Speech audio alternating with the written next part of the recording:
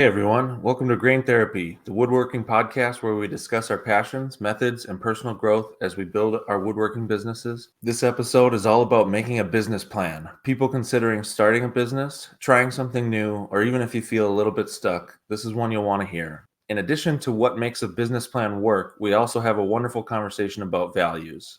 You don't want to miss this one.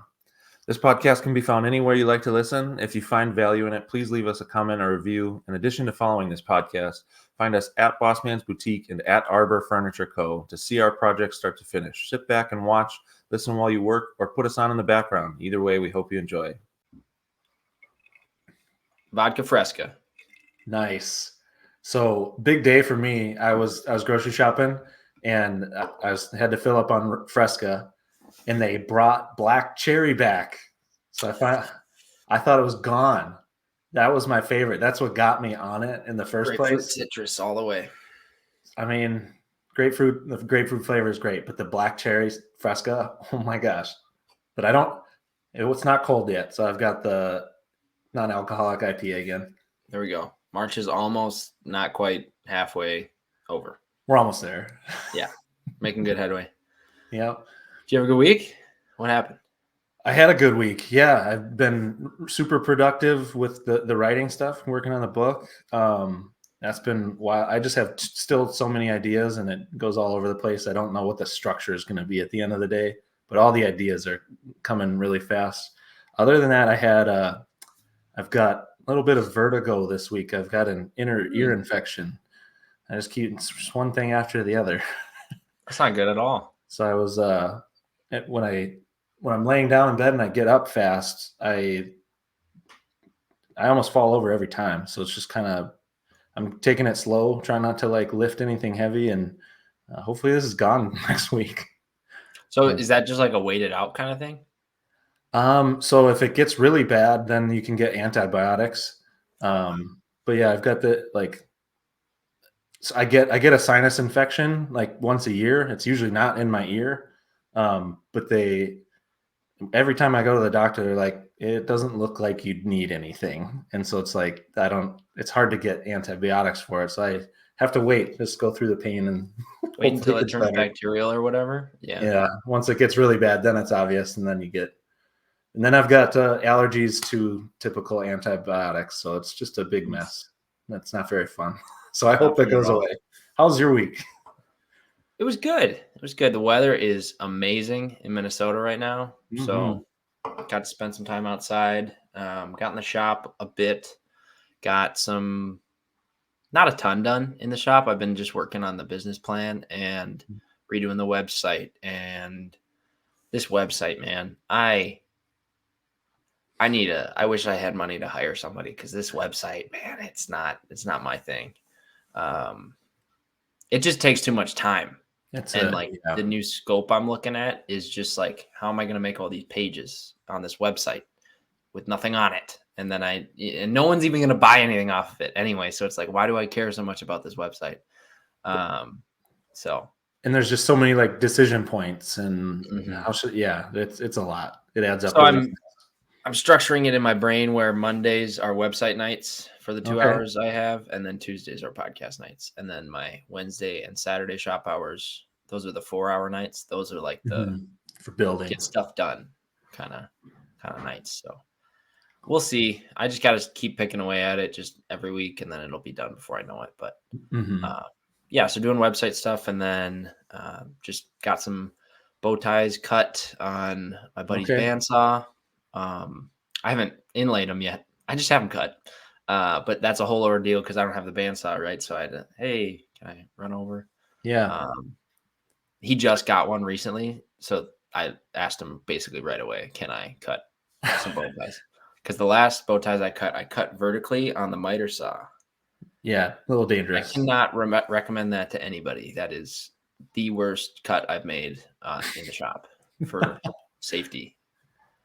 So cost benefit was not worth it on those. Did you make a jig for it, or just kind of? He had one.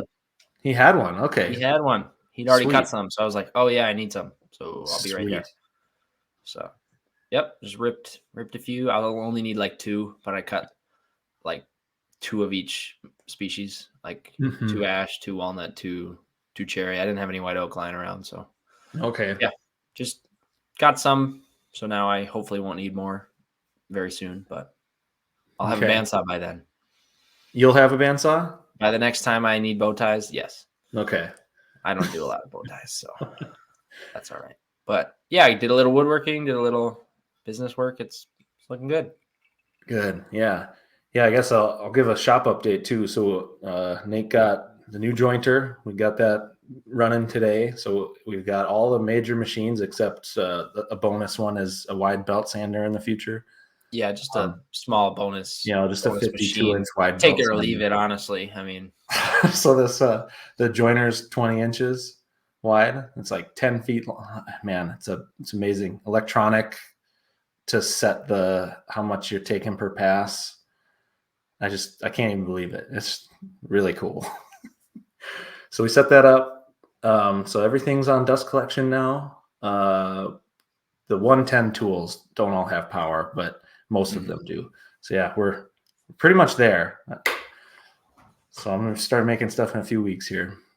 couple more weeks. I say that every time. A couple more I know. weeks. I know. I thought you were gonna say it. So I was making cuts today on the first project, the bookshelf. It's coming up though, right? It is coming. Do you have a plan for how you're gonna kind of segment your time during the week? Like maybe like a day or two in the shop and 3 days writing or anything like that? I think I'm going to do 2 days in the shop, 3 days at home. And that might change to a little bit more time in the shop and then just take breaks and do the other stuff in between. I do kind of want to get into a solid routine. I just do a lot better instead of,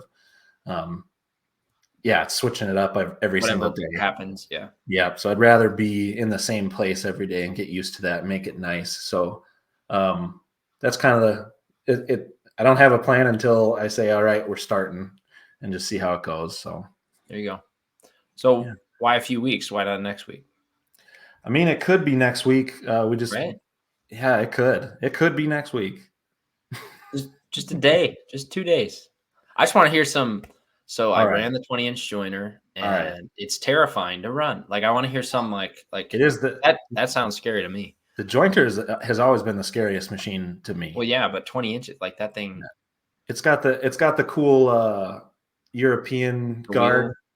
So the thing that I don't know how to explain it.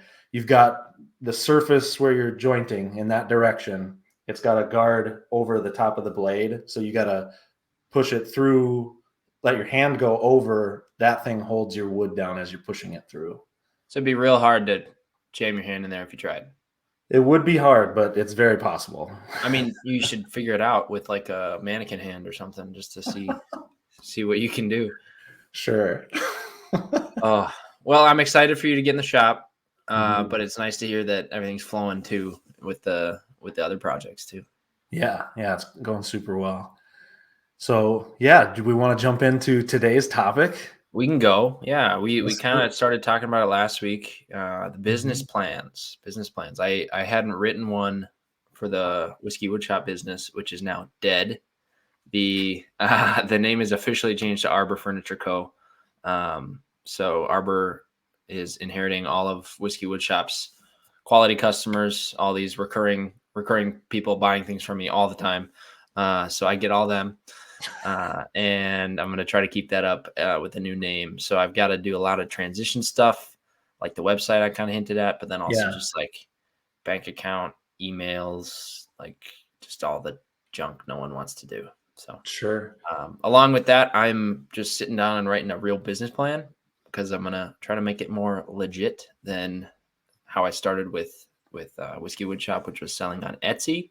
So just basic. I got the structure that I've written a couple before, like in college classes and stuff. So it's down to the details. I got my executive summary, products and services, go all the way through market analysis, competition, and then into the weird stuff like milestones and metrics. And then just the company overview and all financial plan. It's hard when I'm a one-person show and I'm trying to predict stuff like that on a big scale. Because the ideas I'm playing with right now are pretty big if they work. And then if they don't work, they could just be a small operation around here locally too. But if they work, then it'll get fairly large. And that's the problem with trying to predict a company overview or milestones and metrics. It's like, how far do I even shoot? Right. Well, yeah. So let's back up. So like, I like, let's just talk about business plans in general, right? Like, Sure. so you're kind of jumping into how yours breaks down, but like, what made you sit down and say, okay, yeah, I've got to write this out? And like, I know it's recommended for anybody who's jumping into business and running their own business that you do this. There's a lot of different like templates out there to follow and like go through the steps of doing it. But like, what was the driving thing to start, and like, why do you think it's important? And then what things as you're going through it are you learning? Because I think I'll just quick say, you know, I did a business plan for Boss Man's Boutique when I first started, and it's the only one that I've done by myself. I've done others in engineering jobs, but I didn't have a good time at the end of it. It just kind of it was a solid plan. It was going to work out. It was going to make money. I actually did better than I projected based on just like the plan and how everything broke down, but it just like didn't feel right. And now, like, as I'm talking about transitioning to doing some writing and different things, like, I'm really excited to get going on another business plan where I'm actually excited. I didn't expect that, to like tie all these different areas of my life together, so they're all helping and bouncing off of each other. But yeah, what drove you to it? And you're like, this is important right now. Was it mainly the name change, or is it just kind of other things too? Yeah, I mean, we've been talking about all the different brainstorming paths that I could go down in the past episodes. So like, I've had these different ideas, and it's like, okay, I should start a business plan. So I tried writing one, and it says Whiskey Woodshop on it, back the draft I had from the fall.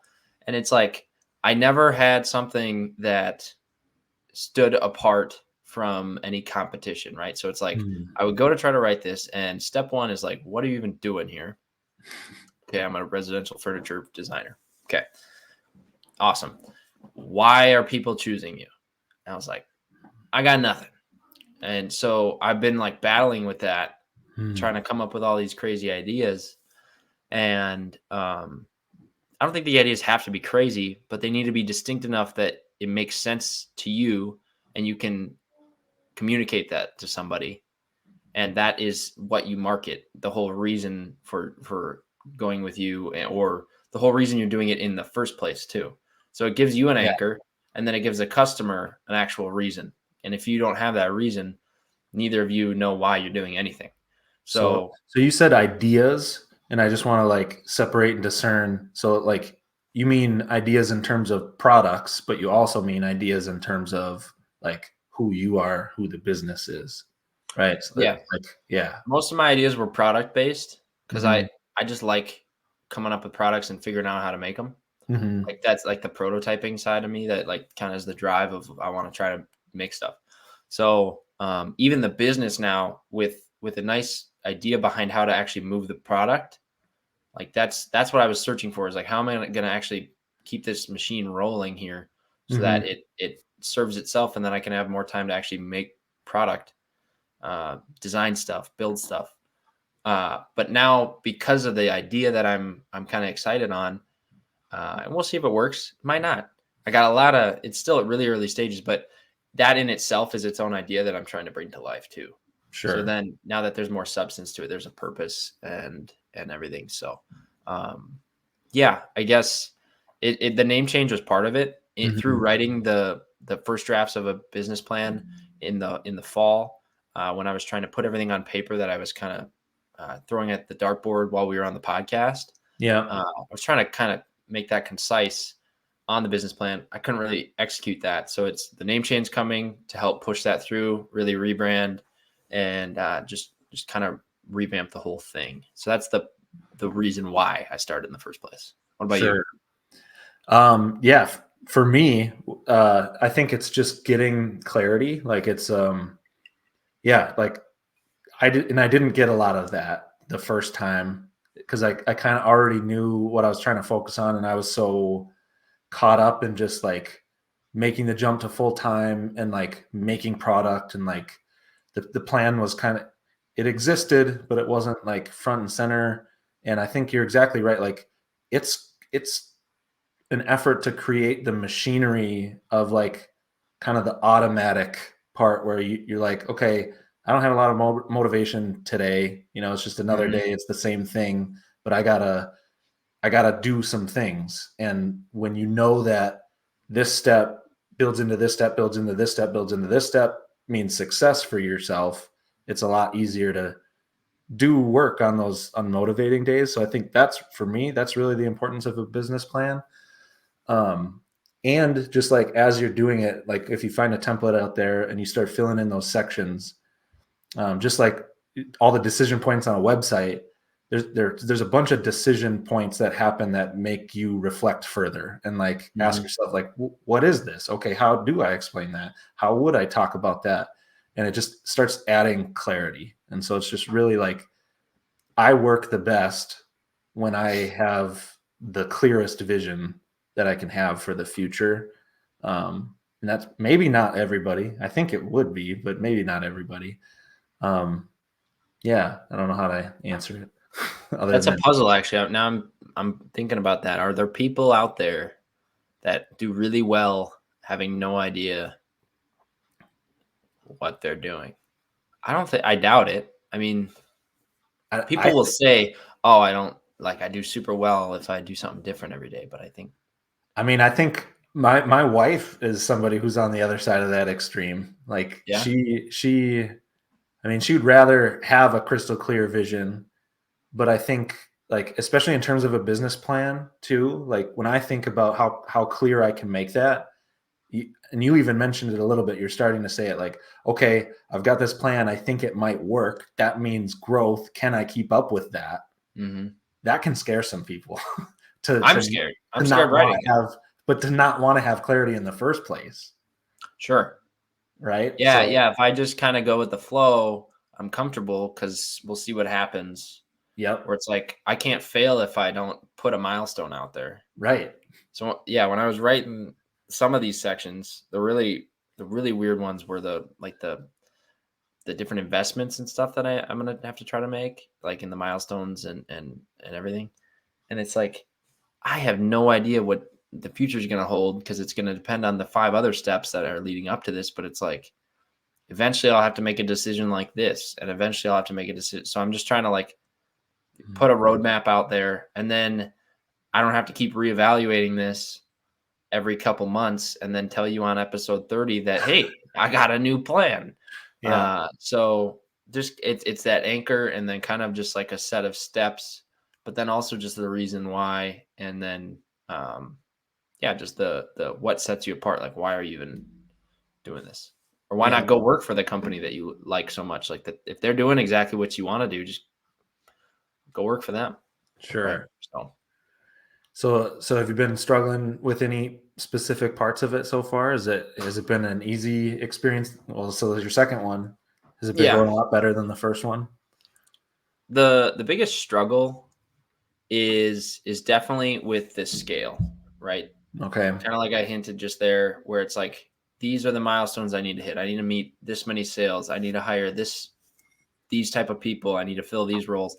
It's like, it feels like a joke at times. Like I'm typing it out and I'm like, this is so fake because I'm so far from even, I need to make stuff. So just to be clear, like you're talking about more people, more machinery, like a bigger place. Exactly. And right now you're just one person. Okay. Yeah. Exactly.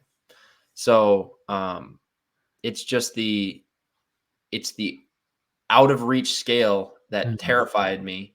And the thing is, it's like I was talking to myself walking around this room right here where I'm standing. And I out loud, sorry, I keep picking my nose.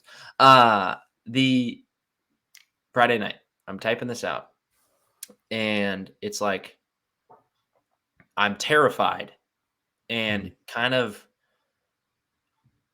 hating the idea that I have to go build out a shop someday. And okay, I need it. Like the problems. Did I complain about this to you last week? It's like, I got to go hire an electrician to go do all this stuff. And then, oh no, let's say we have a CNC. Oh no, the CNC's down. I got to work all night to get that back up and running. And it's like all those like pain points I can foresee, because I've heard enough stories of these businesses that grow.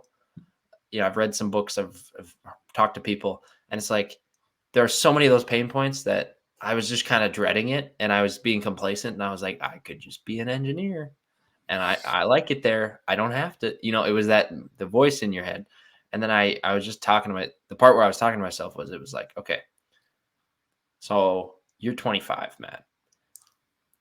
10 years ago, you couldn't drive a car, right?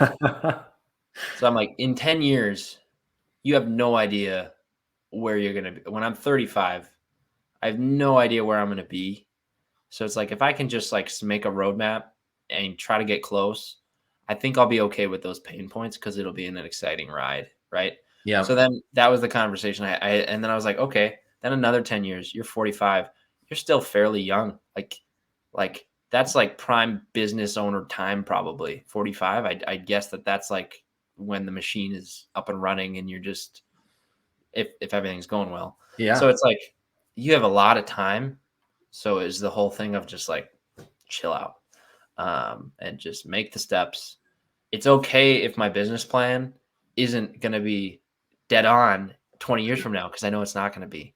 So Right. it's like, put less weight on those things that you're trying to predict, and just look at it as a prediction, and kind of warn yourself about what you think might come up. So that was kind of the path I took when I was writing those sections. Is a lot can change. So I'm not going to say in 2030, I'm going to buy a place and do this and that. It's not about that. It's just about the plan. Yeah. But it's awesome that you're planning big enough that it's scaring you. Like It's terrifying. Yeah, that's good. And yeah, I think, what was I going to say? I think it's super important to, like you said, get what those goals are on paper. And it's almost like you're going to make more progress towards it, having done that. Like it's just, that's going to be automatic. I don't know if you believe that to be true, but it's something that I've found in my life. If I like set an intention and I'm serious about it, if it's in some physical format, not just in my head, I'll start moving towards it, even if I'm not always aware of it. And so that's super important about the business plan too. But yeah, so you're struggling with how big it is. So what exactly? So what do you have? So right now you're one guy, and I think we did talk about this on a previous episode at some point, kind of how you pictured what else there might be if it got bigger. Right. But what's like the next milestone? Sure. So the next milestone is just kind of getting out there and talking to people, and trying to see if this plan is appealing to people. Because I won't go deep into like the products and services plan, because I think it's kind of a newer idea. So I don't want to just throw it out there on the internet for somebody with more resources to go and do. Keep and that it could intellectual change property safe. Yeah. And it's not that I'm not Apple right now, but it's that same idea where it's like, I just got this. I want to kind of keep it close to the vest and refine it before I release it. But in general, the plan is to work with people over a longer period of time and try to transform their homes rather than deliver one piece of furniture. So I want to figure out how to do that and try to make the mission and vision is to make custom furniture more accessible to people. And it's not going to be to everybody, because there's a certain bracket of just, I can't beat out IKEA in a lot of ways, because they make affordable furniture that does last a while, and it has a good look. They've got great designers there and everything. But I think there's the value for custom furniture that I want to get in more people's homes and help transform their space, especially with kind of the future of people's homes are going to be probably more occupied as people do more work from home, as life changes, so that's kind of the vision here. And I'm realizing I forgot your question. Next milestone, but I think next milestone. So the milestone is to kind of go out and see how interested people would be in my way that I'm going to propose to do that. Sure. And I got to work more on that. But I want to get their feedback on some different plans that I have. Like what would be reasonable to you? Would you do plan A, plan B, plan C, none of the above, that kind of thing. And then after that, it's going to be trying to onboard people to those plans. So just get a small set of original people that kind of test it out in a way and are pretty open and able to give good feedback on how everything's running. That way I can make adjustments for if it starts to scale. Yeah. So I'm going to force myself to get out there and talk to people. And that's going to be partially the effort that we talked about last week, going to shows. And the shows won't directly benefit the plan, but it's still going to be, I'm going to be working on the products and bring those to the shows. Yeah. So to kind of feed itself, and then I'll be direct in front of customers already. So that's kind of that step, is getting out and talking to people. Okay. So yeah. What else has been going on for you through it? Yeah. The hardest part is all of these, you try to do good market research, right? And market research is either super useful or not useful at all. And it's hard to find stuff that's distilled enough for it to actually matter. So if you look up any of the market research on the furniture industry, you're going to hear about what the global furniture industry is valued at. And that's not really helpful for a guy who makes furniture in his garage. Like the value of the global furniture market doesn't help me much. So I've been really trying to like dig deeper into what I can actually gain here, which is more like demographic statistics of who should I be selling to. And one thing comes to mind, like I learned some statistics about, I was always picturing like families are buying everything, but the majority of custom furniture buyers, I could probably pull it right from here. 47% of purchasers are two adults with no children, and 25% are single adults. And then the remaining would have kids or have, be old and have kids that are moved out or something. So the majority don't even have kids. And that was kind of that doesn't directly change what I'm doing, but I just thought that was an interesting. That is interesting. That's surprisingly high.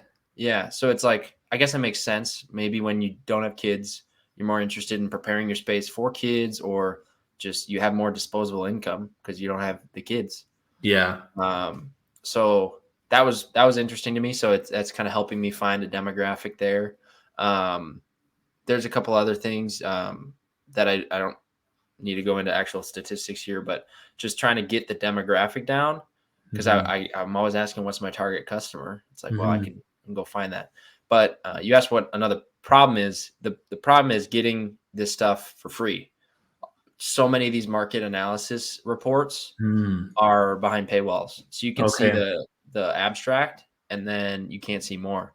And so I requested a sample off one that looked like they would send me a sample. And I got the sample in the email. I got all excited because it's 110 pages that I get to read about. And so many other people would be bored about that. But I get to read a furniture industry real report, data, right? Yeah. And it was all blurred, the sample. Like I could just see like the headers and basic charts, but no numbers, like it was like, this is what's in it, but you don't get to see the data. Yeah.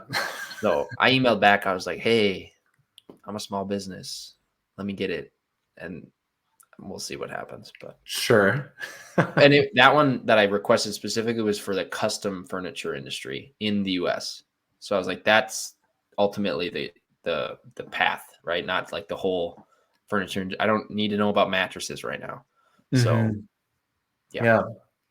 Those are some of the problems I've been. Demographic is hard. Yeah. Like for the longest time, and this was like with my wife's help, who was in marketing, for her career for a while. I was always thinking like, okay, middle-aged women who want kitchen items, and like there'd be a lot of that demographic at shows, and they're all like, mostly that would be people coming through at shows, but it didn't ever seem like they were the ones buying it. And so, and like, I never really even learned how to market to them very well. And so that's a huge challenge. I struggle with that too. I think that's kind of what's caused some of the transition that I've been going through, is just try to figure out, I'm trying to almost make the customer match who I am more. And I think that's a little bit more of like the artist route rather than like the big company route. And Sure. so I've been gaining more confidence, and doing all this self-reflection is helping me learn who I am. So hopefully I know who my customer is better. And so that's been going well. But yeah, that's a super hard part. I don't know how I can help you with that, but I'm figuring it out. It's just yeah. the access to the materials. It's just part of it. And if I had Mhm. more business money lying around, I might just drop some money on a report, but Mhm. I don't know how much they even are really. Mhm. They're all behind paywalls. So kind of tough. How does your plan look with that in mind? Because we're kind of talking like the company structure here. Like Yeah. that's ultimately corporate, the way a lot of these things are kind of going on my side here. What does the artist business plan look like? Yeah, so I've been thinking about, I don't know how to answer your question right now. I'll do my best. I think what's going to end up happening, I mean, I'm talking about the book, I'm talking about life coaching, and I think that's something that it continues to grow in me, that's a thing I want to do. I don't know how yet still, but I think the book might be the launching pad for that. And so it's like, here are a bunch of my thoughts, here's the way I look at the world. And if you're struggling with some of these same things, like, I've been there, and you can see that I've been there with the stuff that's in this book. So my business plan right now looks more, the woodworking is going to adjunct onto that once that's like set. And so what I'd like to do is get the book done, start a new social media channel, start putting some of those thoughts and ideas out there, capture the audience that is me, right? Or like me 5-10 years ago, who, somebody who's, way in their head, maybe in a depression, and just like overthinking things, and just really low self-esteem. Like, I've been at every step of that journey in a lot of different ways. So my customer is me for that.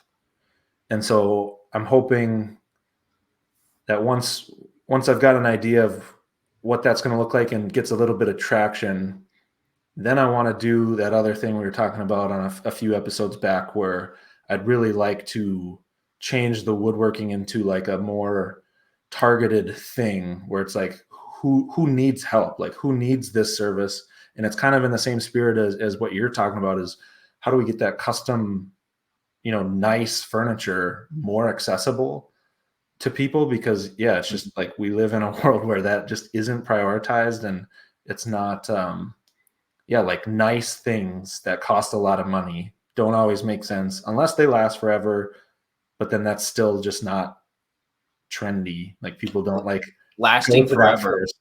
Lasting forever isn't trendy. Right, that's true.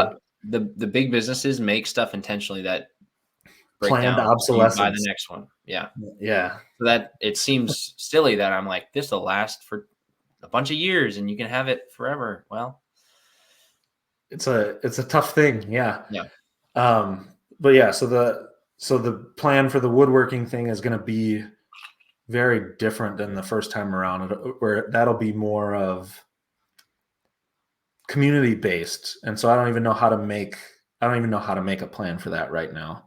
But I do know how to make a plan of like, okay, here's my goal for, this book, and then sharing that, spreading it, trying to market it, but also using that to get clients for life coaching who hopefully really need it, and are stuck in a place that they need help. And I've always been somebody who, like, I've always wanted a mentor, but I don't really want a mentor.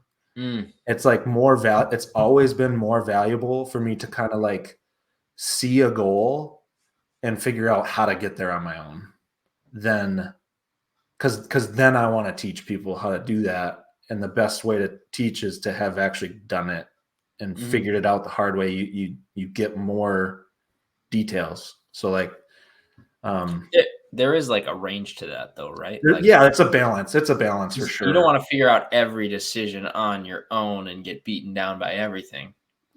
But sometimes you automatically do that and you end up but a mentor. Yeah. I'm just encouraging you to consider a mentor. Oh yeah, for Life sure. isn't going to be easy with a mentor. It's going to just be. I have mentors now. All over Okay.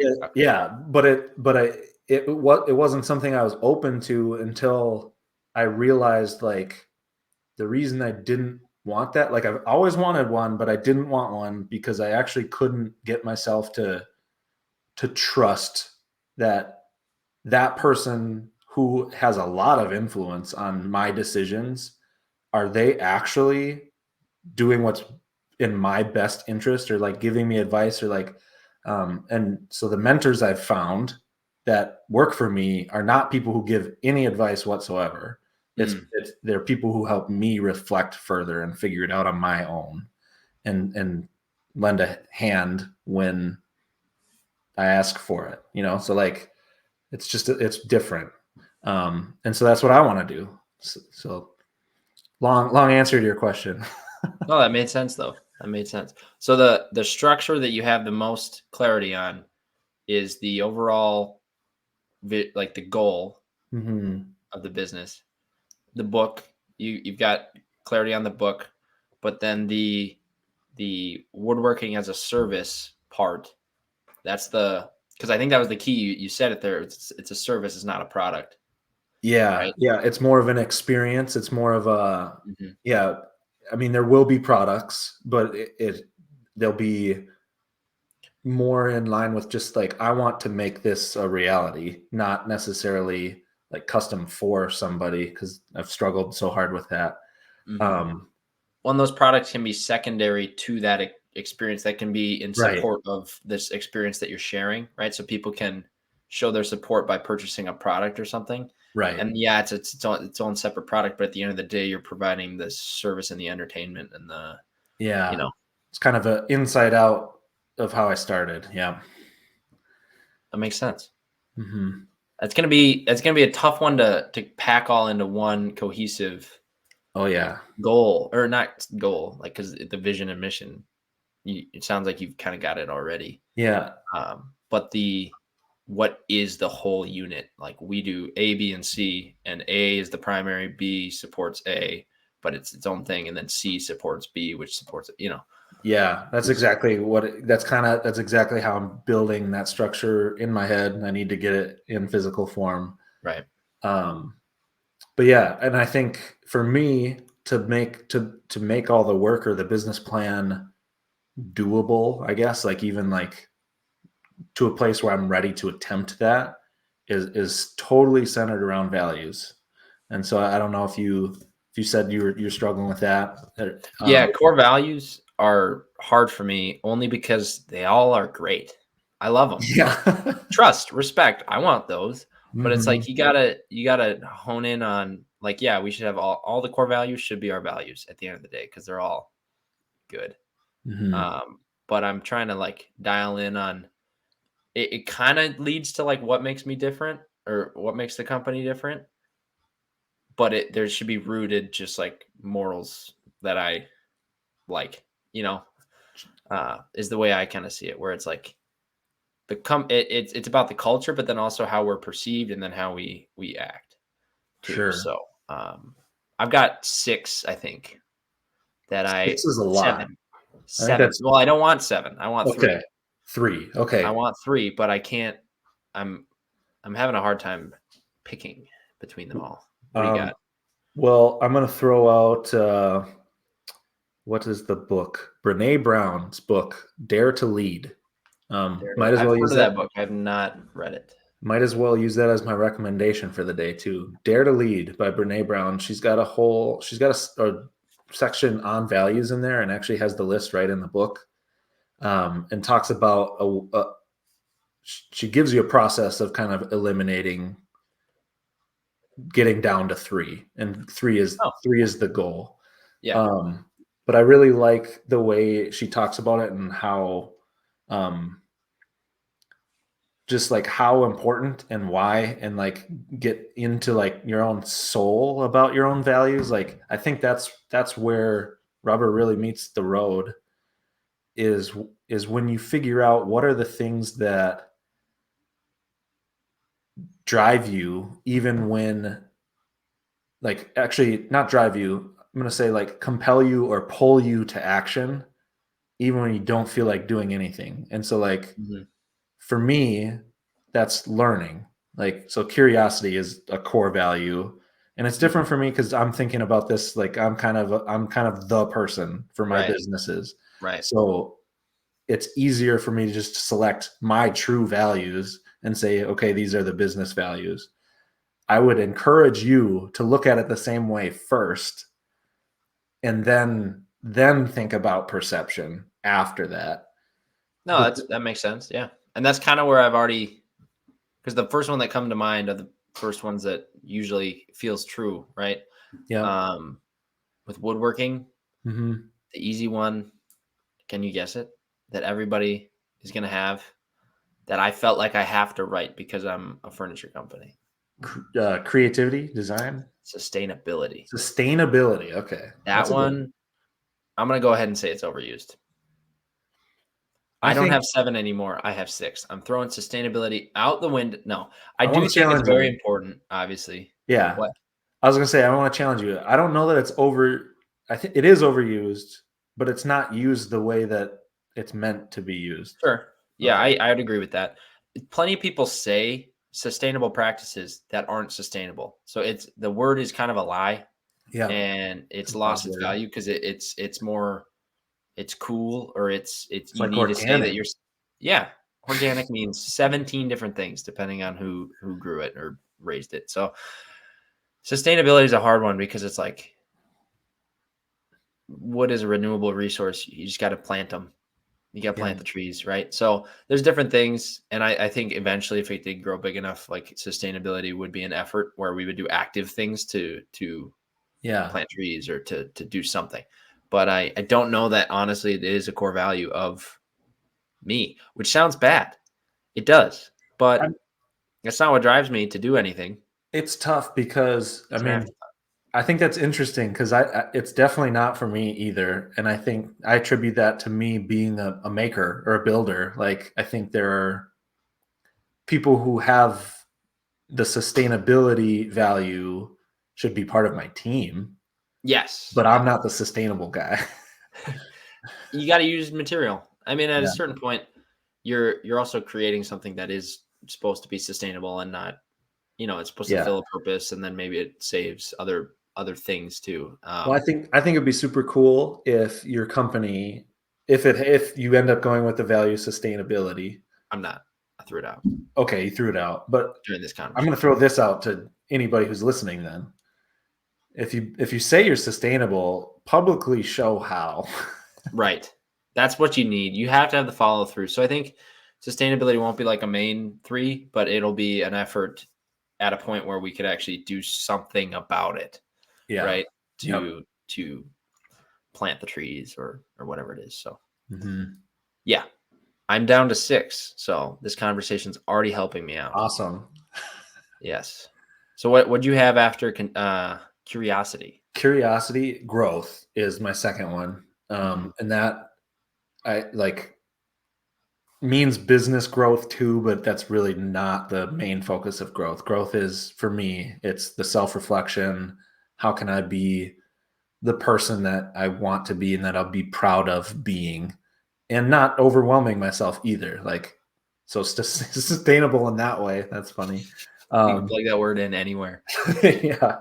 But yeah, so curiosity and growth are like my top 2. I usually don't even think about a third one. The third one seems to be in flux. My third one right now is integrity. And so it's just making sense. Yeah. And I think it floats between integrity and authenticity. But just making sure that, I'm I hate to be somebody who says what they don't mean. And so I go to extreme lengths to avoid that. Sometimes to my detriment, but that's integrity.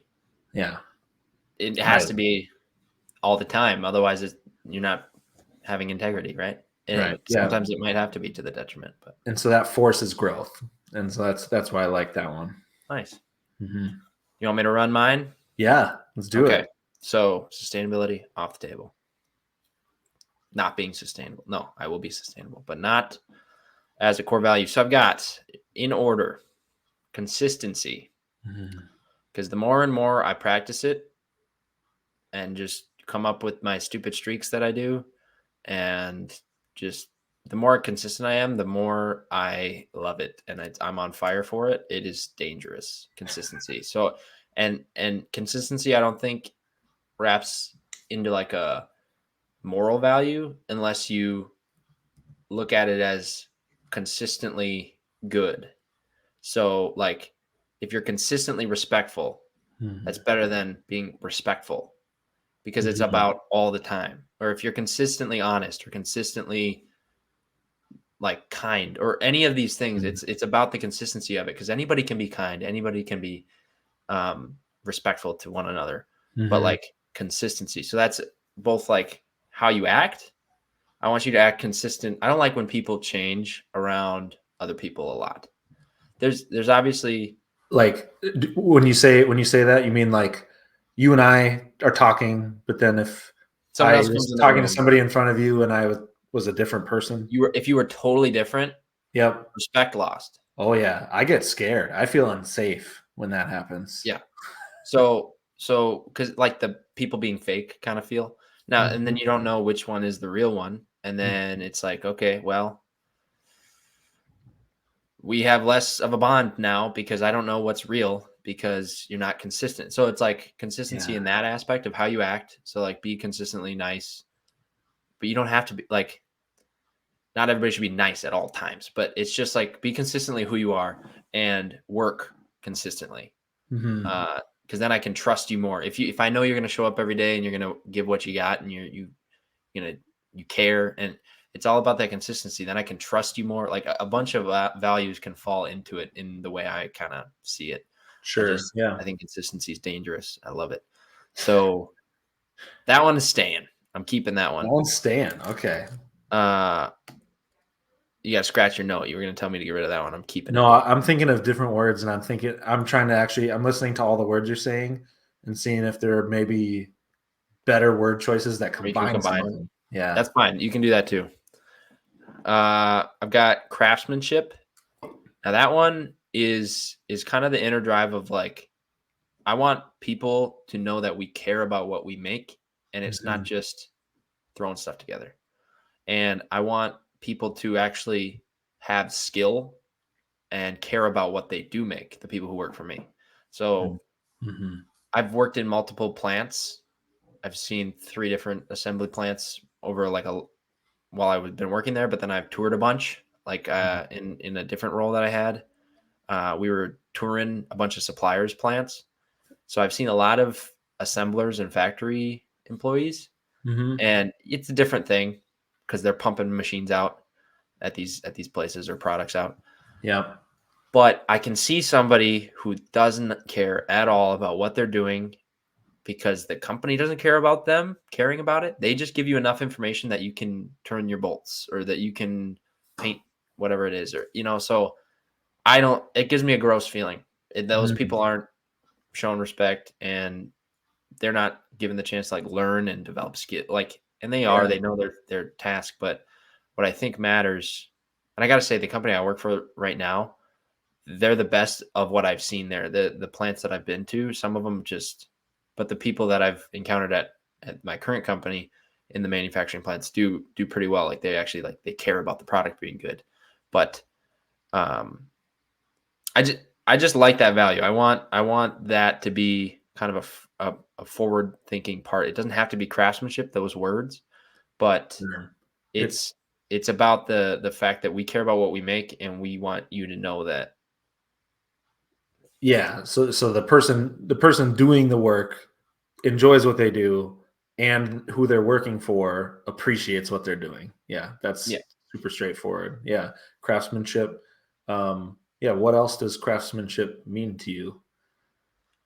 Just, I mean, it's kind of the part that got me into this, Sure. right? So that's another part of it. It's like crafting things, figuring it out, getting that skill, having the desire to create. So that's almost creativity. That's almost a lot of things. But I'm kind of What's like your when you're doing craftsmanship or achieving craftsmanship, it's not a perfect use of I the yeah, language, but like when that's happening, what's like your net gain for you personally? satisfaction. Satisfaction. Okay. Like I get satisfied when I can step back and like go over something that I just made. So yeah, so like some satisfaction, not pride, or is it skirt on that line? There's a pride element. Pride Yeah. too? Yeah. Okay. I'm just curious. Yeah. Okay. I mean, there's definitely a pride element. Otherwise, if you weren't proud of it, you wouldn't keep doing it, right? But Right. sometimes it's okay if nobody sees it too. Like I'll draw something and I'm like, I like that, and nobody sees it. So Sure. that it doesn't have to be shared. But so those two I'm the most like happy with. Okay. Consistency and craftsmanship. Craftsmanship that could change into something else. It doesn't. At the end of the day, the word only kind of matters. It's Yeah.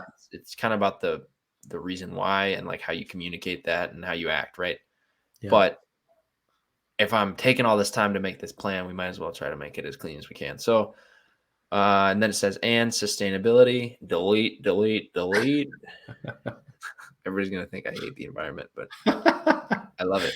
And then I've got some different words that all mean the same thing.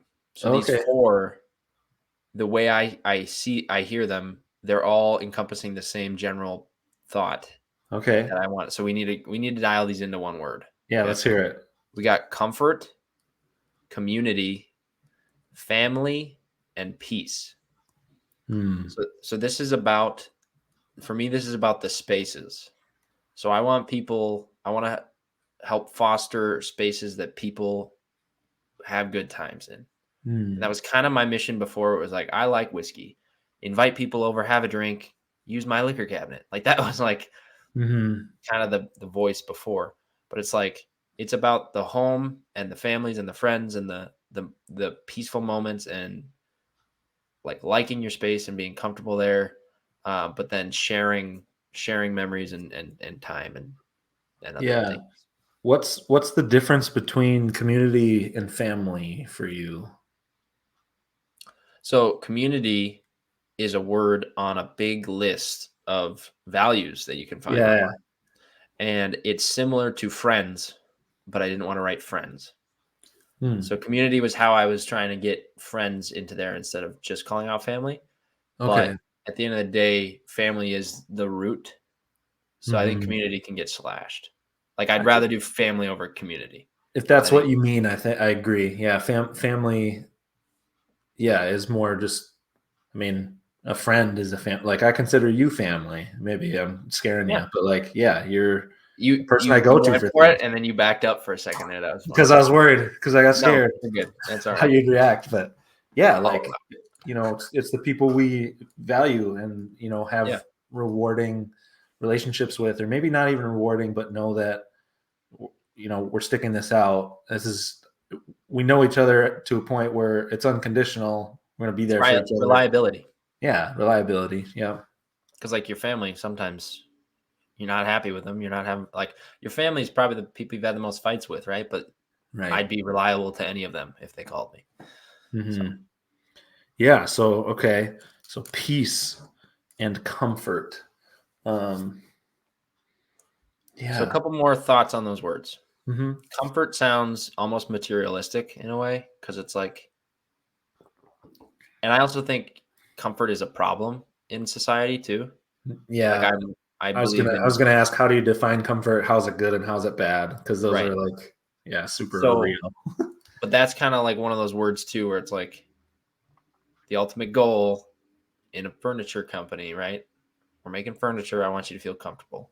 Mm-hmm. Increase the comfort of the home, right? So I think peace is more of the root of comfort at the end of the day. The way you're looking at it. Good comfort is filled with peace versus laziness or anything else where you're too comfortable all the time. Yeah. Comfort, it can be a slippery slope for sure. If you're too comfortable, then you get content or complacent is the word, which I think is different than lazy, but yeah, it works for some people. I don't know. I'm trying to think of what other questions I can ask you here to kind of narrow in on it. One of the words that came up for me instead of consistency, but you said you really liked that one, was diligence. Okay. Or discipline. I mean, discipline's a little bit different. It's the problem with discipline is people are scared of that word. People are very scared of that word. So, but yeah, I was thinking about that. Insight. Diligence, steady, earnest, and energetic effort. So steady's good. Yeah. Diligence. And I think diligence seems like it's got like integrity and like morals in there too. I don't know if that's true to you. Family's good. Peace. I'm still thinking about peace. When you say, so you're just hoping that people who have your products or work with you just like are at ease or just comfortable, but also just like, this is where I want to be and I'm happy that I'm here. Is that kind of the... Yeah, I think peace is more for like somebody lonely, where family has the peace element. Well, hopefully, but with community in there too. Sure. So like as we're talking now, I'm leaning family, and I had family there before. That was the one I had, and then I was trying to find others that could tweak that. Mm-hmm. And I don't know why I was leaning away from family. It's just ultimately, well, in our business culture, when a company says we care about family, it's another word that we get scared of. Yeah, but ultimately, I do, and I think we're locking in family, and the reason for that is the last 17 and a half episodes, I keep saying my goal is to be the best husband and best dad. Yeah. So I'm going to quote myself, and we're going to keep family, and that's that. Sure. And not that peace is bad, but I think it doesn't actually get at what I'm saying here. So yeah, and so values, like having those, not that you're like 100% done thinking about it. No, it's over. Right here live, we're done. I think for me, what that does is like any question I ask, I can then filter through those values. Like, what do I need to do here? You obviously use it as a filter, but like, it also just informs, like with that in mind. And when you hire people, right, like you're going to be able to get a sense of who that person is, how they react to different questions based on those values. And like, because long term, when you have a team, if there's dissent, right, or just like disagreement, or people aren't working well together for whatever reason, if those people truly share a value, it's going to be a lot easier to get back on track. And so like values are super important, and like every company talks about them. I've never worked at a company that's not true. One company I've worked at that did a really good job with values, but I haven't worked at any company other than one who actually did the value work and like meant what they were saying. And so like, where like you could see it in the workplace. You could actually see it. You Yeah. could actually talk about it. Like you could say, hey, we've got this disagreement about this thing.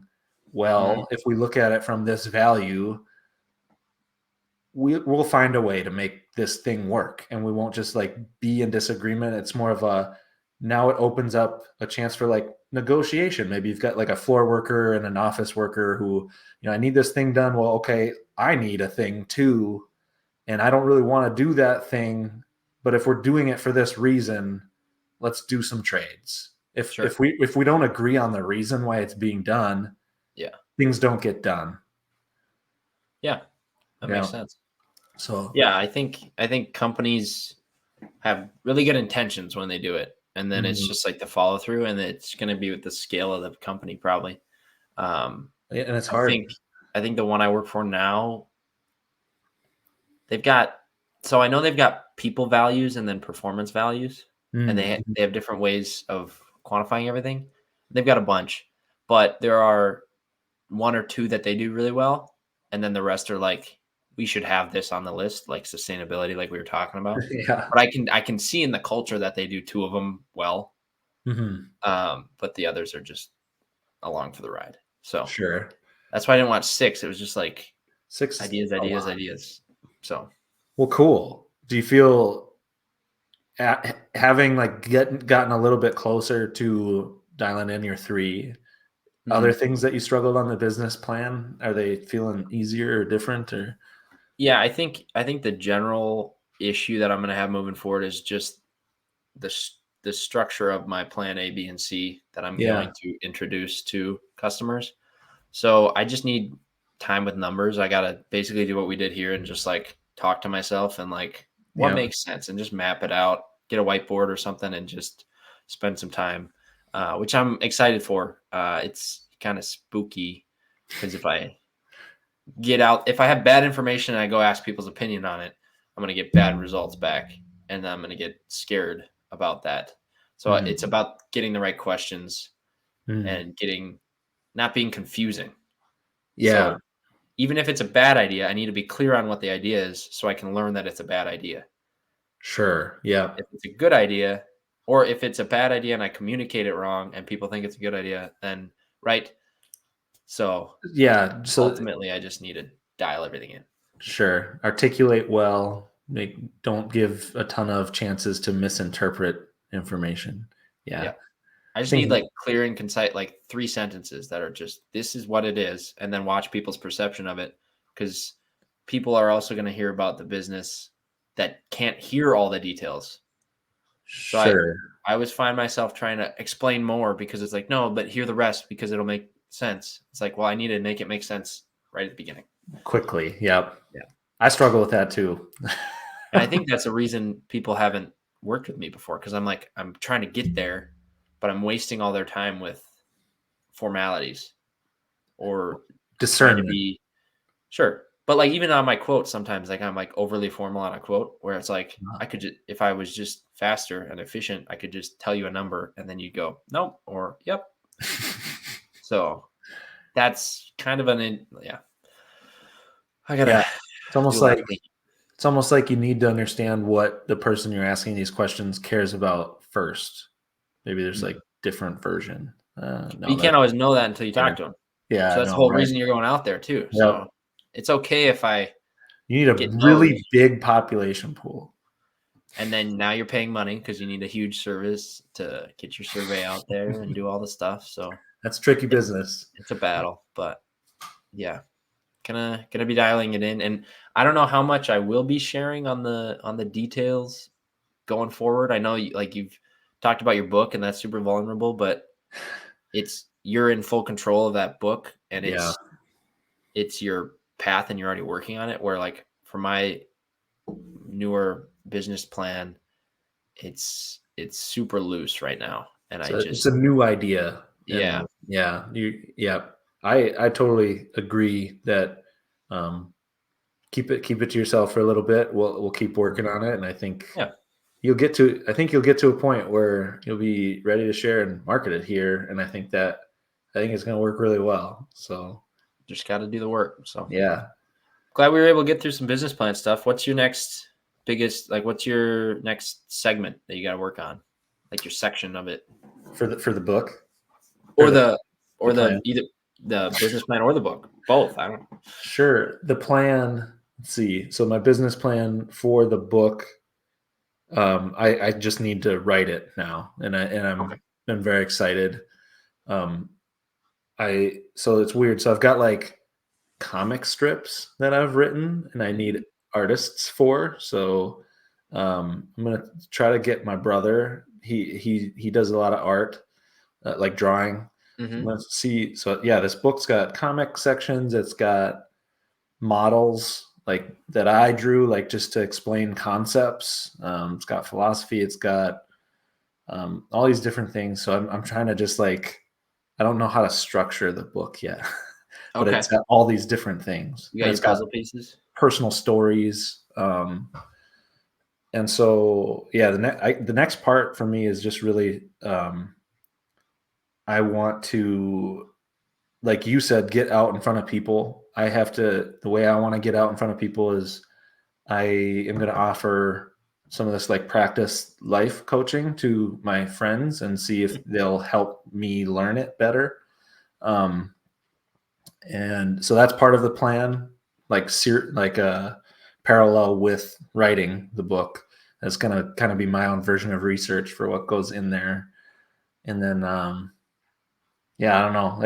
I just gotta sit down and do what you did, and then maybe we can talk about it again a little bit. And um, yeah, it's a lot. I've got so many thoughts swimming around. I don't even know how to organize it. The thing is, everything seems more clear every time we talk, which I keep saying, but it's just like, Yeah, and yeah, I come with new ranting ideas every week, but